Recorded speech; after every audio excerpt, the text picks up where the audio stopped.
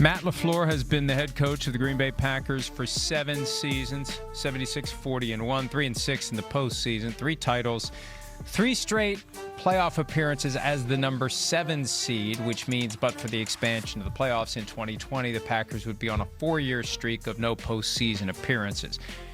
We talked about this briefly yesterday after presenting LaFleur's reaction to the stuff that Aaron Rodgers said Monday night. He was speechless from the gratuitous praise that Rodgers offered and the anger that Rodgers had at the suggestion that LaFleur's on the hot seat. Yesterday morning, Shefty was on ESPN Milwaukee, and he said, and I scoured his Twitter page to see, because what we'll say in settings like this is often very different from what we'll put in writing and tweet. Yep. You get a lot looser in this setting, but he said that it's up in the air with Matt LaFleur. Look, this is a point that we've been making all week. Just because they're negotiating an extension doesn't mean they're going to reach an agreement. The Packers may be lowballing him. I mean, this is a great opportunity for the Packers. He's on the ropes. Punch him through. Like, you just blew a 21-3 lead against our arch rivals in a playoff game. You would be on a 4-year streak of no postseason, but for the availability of the 7th seed. We've underachieved more often than not. Look at these quotes from Quay Walker from after the game.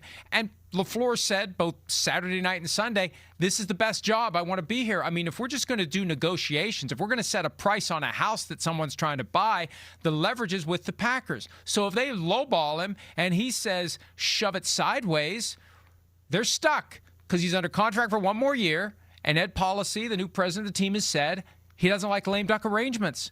So they could be at an impasse here, and what do you do? And until they tell the world LaFleur is going to be back for 2026, we have to acknowledge the possibility that the door is open to a potential split.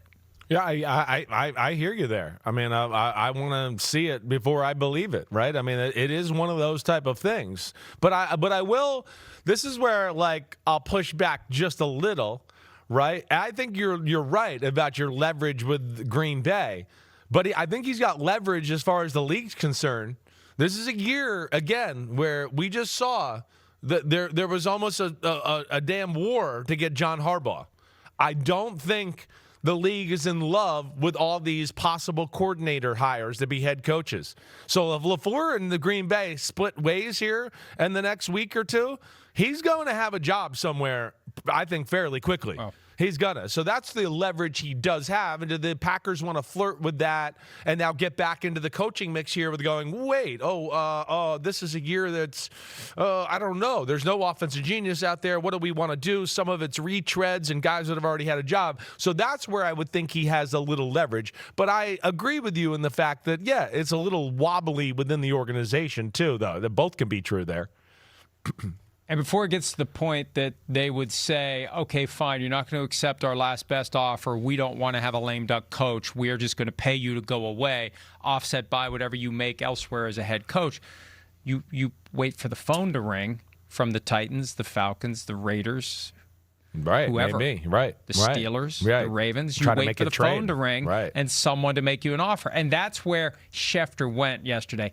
And look, he's got a habit, and it really is becoming a habit, of saying things that he can't report that clearly are things he knows. Yeah, that was the whole Tomlin to TV thing. Right. And this thing, he wouldn't be saying, because I want to say this the most diplomatic way possible. I don't think he's thinking of these things. I think that someone's telling him that these things are going to happen, but it's not yet polished off to the point where it can be officially reported and meet the standards of ESPN. So he says them, and they're out there, and there's a record of it. And then when it happens, he was right. And it looks like he's an oracle.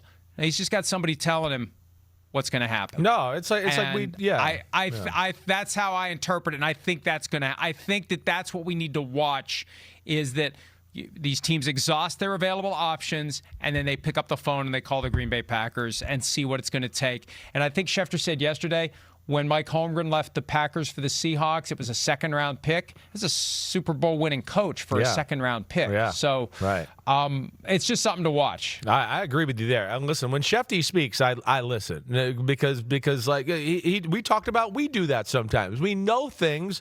We can't put a name to it or go, hey, the Miami Dolphins told me, right? So we can't do that. So sometimes we say things and we know, but we can't just say we know, right? And I think he operates like that as well at times. He's got as much information or connections. He's been doing it more and more often. He's been doing it more and more often. Yeah, because I think he's probably allowed to say it, but these people don't want names attached to it. That's probably how it's said. That's what people say to me sometimes. Hey, I know you'll know how to say this without implicating us or me, right? And I go, yeah, don't worry, I got it. I know exactly what to say. And nobody, so present this as your own idea. Exactly. I've heard that 1,000 times in the past 25 years. Present this as your own idea. And Schefter is as connected as anybody I've ever seen in the sport, whether it's owners, GMs, agents, whatever.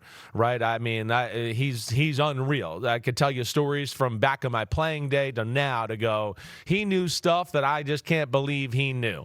Right? I mean, seriously, he's that way. So yeah, when he says stuff like that, he's being told that by somebody that's a possibility, and I certainly perk up when I hear him say stuff like that. Hi, it's Mike Florio. Thanks for watching PFT on YouTube. Hit subscribe for the latest news and analysis from Pro Football Talk.